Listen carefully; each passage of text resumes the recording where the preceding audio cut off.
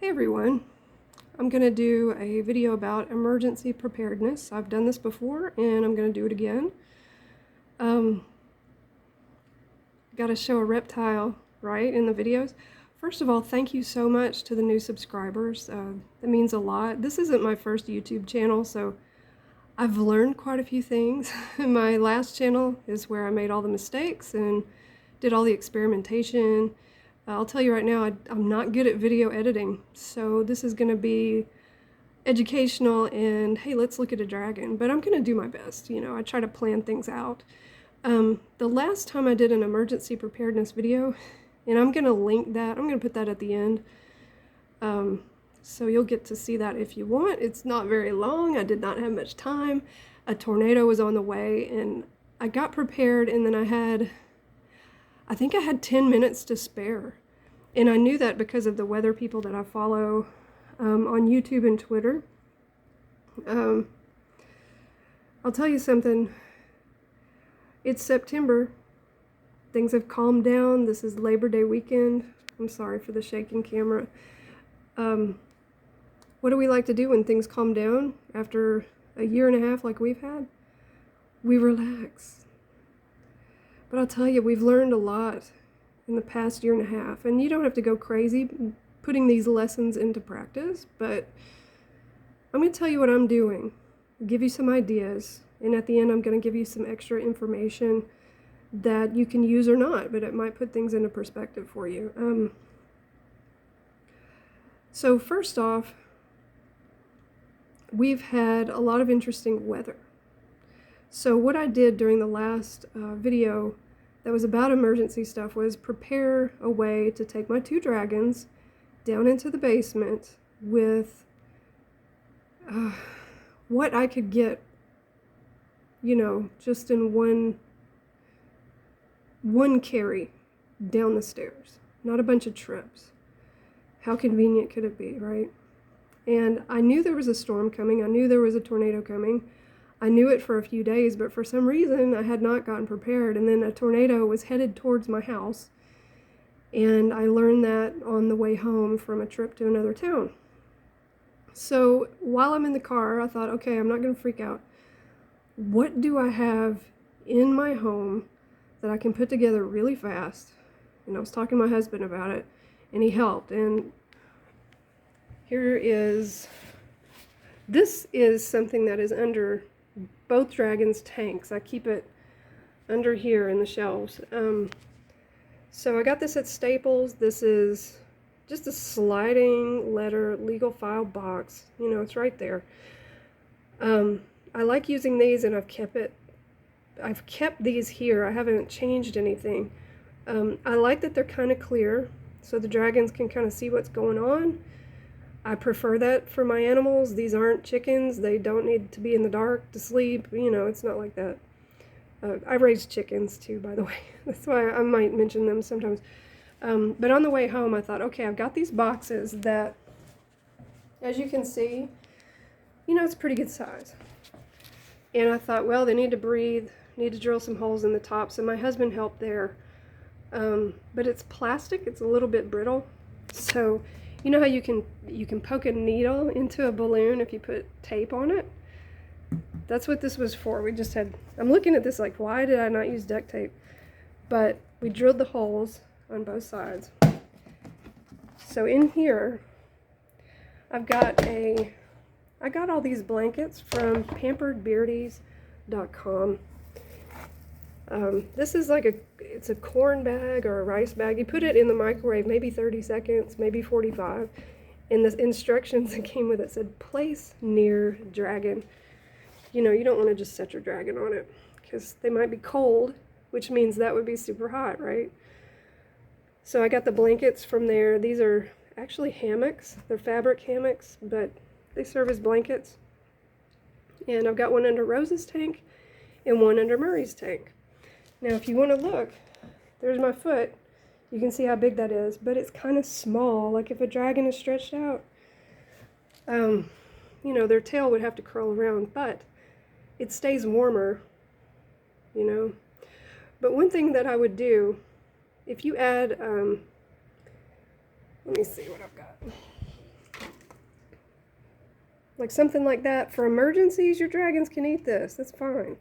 It's freeze dried. It's easy. It's not going to perish, you know. You don't have to find a refrigerator wherever you're going.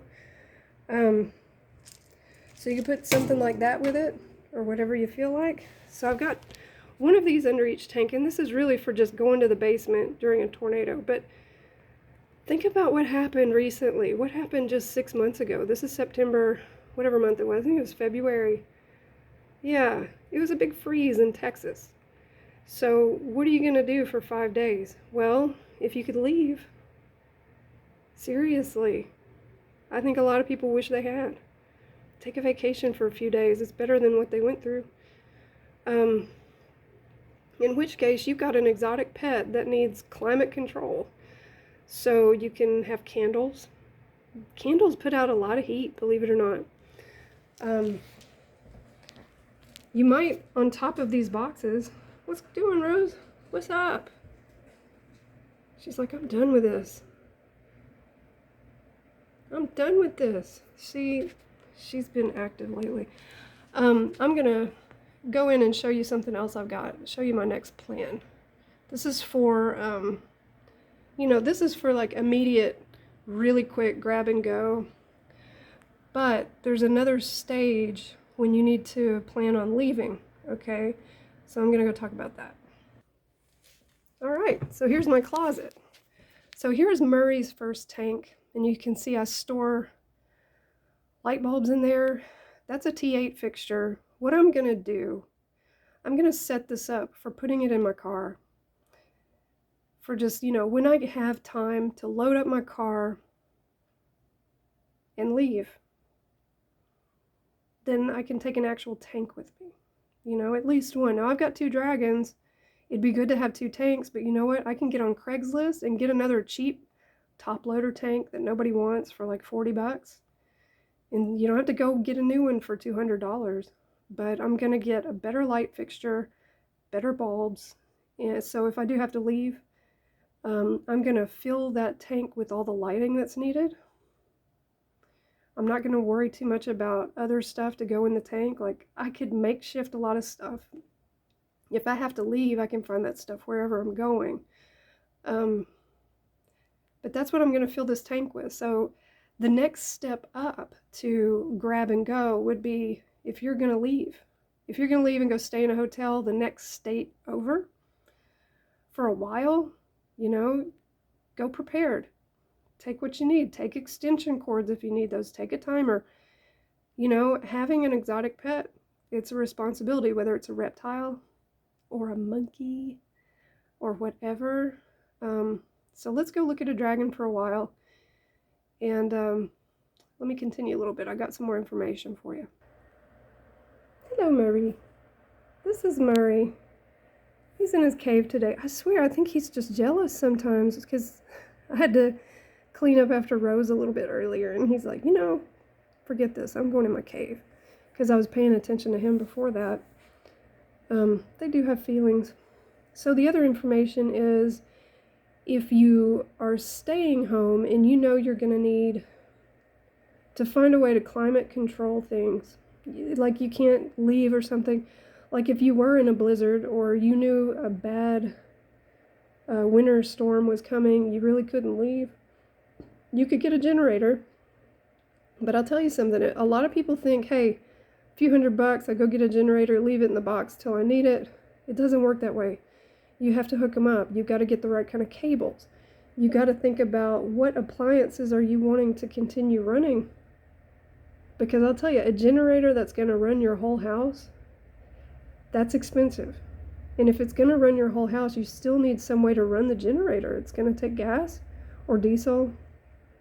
We got a generator for $300 that attaches to our tractor. So we would need diesel to run it, and then that we are going to wire into the panel.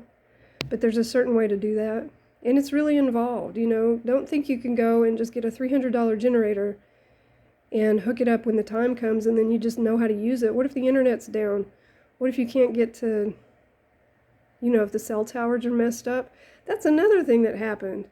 In my area, Christmas Day last year, somebody set a bomb off in their van, and it was really close to the AT&T hub, and then blammo, a lot of phone services were down. That was fun. Okay, so what if you can't get to the internet and you can't watch the videos on how to set up your generator? I'm just amazed at all the ways that people would need to be prepared if all of these things from the past year and a half happened at the same time. Weather-wise, I strongly recommend, and I'm going to put a link in the description for this guy's channel. He's amazing. He has kept me safe. He's kept my family safe more times than I can count. His channel's called Ryan Hall Y'all. He's from the South, just like me. Can you tell I'm from the South? Okay, so Ryan Hall Y'all, and I'm going to put a link to his channel. You're going to know 5 days in advance if you need to get out. If you need to get out of Dodge, he's going to tell you. And there's another really good weather channel too. There's 2 of them. There's also a local weather guy that's on Twitter. And if things are really bad, he jumps on YouTube Live. He used to use Periscope. And he'll tell you, he told all these people recently in Louisiana they needed to just leave. They needed to just go. And now, hopefully he helped a lot of people. I think he gained a whole lot of followers this last time, because a lot of people were sharing it, you know, during the tornadoes that swept through the South and really up in Wisconsin and stuff. He was following all that. He was on live for hours helping people. Every time a tornado touched down, he would say exactly where it was going, how fast, when you need to hide, all of it. So just a few words of wisdom. Do it now. It's September, it's calm, it's Labor Day weekend. You know, relax, sure, but maybe get a notepad, write down a plan. I'm sorry, this is like focusing on his worms instead of him. Murray, I'm paying attention to you. I love you. I love you, Murray. Look, there's a drawing I did. That's cool, isn't it? Isn't it? Okay. So, emergency preparedness. Just think about everything we've done. Think about the grid. Think about the utilities, the water. You know, it's not just that these things happen. They've happened during a pandemic when we don't, I mean, it's a little scary when you think, I can't go to the hospital right now, it's full. Or if the power goes out, are there enough linemen that can go to work, or are they all home quarantined or in the hospital or something? You know, just stock up. Think ahead. Go to Staples, get the box, get a drill some holes. Get on pamperedbeardies.com or wherever else you can buy that stuff and get those things, get the hand warmers, get the rice bags that you warm up in the microwave, get some candles that don't smell. Don't get the fragrance candles, they're too expensive anyway. Just stuff to think about, okay? If you want to get a generator, that's great, get a generator, but you also need to get something to keep your electricity from going back out into the lines and killing somebody working on the lines trying to get your power back on. There's a lot to generators. But you've got time. Just make a plan, start working on it a little bit at a time, because if you live in a place where there's earthquakes, you probably already have a plan, right? If you live near Yellowstone, you probably have a different kind of a plan. If you live in Tornado Alley, like, you know, close to where we do. Gosh, everywhere is Tornado Alley now. And then start watching the weather. Start following that guy, Ryan Hall. He's amazing. He's also on Twitter too. So it just, anything helps. And then when you get all this stuff ready, stress goes down. You don't have to be a prepper. If you are a prepper, that's great. But you don't have to be. So I'm going to put a link at the end of this video so you can watch the other tornado video. You can see how scared I am. We had like 5 minutes and I just threw stuff together, so that should be fun. Thank you so much for watching. Thank you to the new subscribers. It means a whole lot. I'm not an expert, but I get my information from people who are. I follow a handful of rescues and I share good information. I try really hard to. And if you know better, tell me. Tell me another source, because I'll tell you, I got Murray 3 years ago. And only this last year and a half did I feel like I found good information on how to keep him healthy. Upgraded his lights and took him to a vet for a checkup. It was great, you know. But it's only through the reptile community as a whole. Even the lighting, you know, the experts there were the herpetologists and the physicists that helped develop Arcadia bulbs, and I think Zoomed as well, Reptisun. They helped all those guys. Their bulbs are fine, but you need to know like what distance and what kind of fixture and all that stuff. There's a Facebook group called Reptile Lighting. Very simple. But it's the herpetologists that are the moderators of that group. It's like the only good group on Facebook that I found. So think ahead in this month of relaxation, because usually not too much happens in September. I don't think. I shouldn't have said that. I really shouldn't have said that. Anyway, thanks a lot. Leave me a comment, give me a like, tell me if you love it or hate it, and soon I'm going to have a video up about the indoor garden that I'm putting together for the dragons. To grow them food, not so they can play in it. Okay, take care. Have a great weekend. Bye-bye.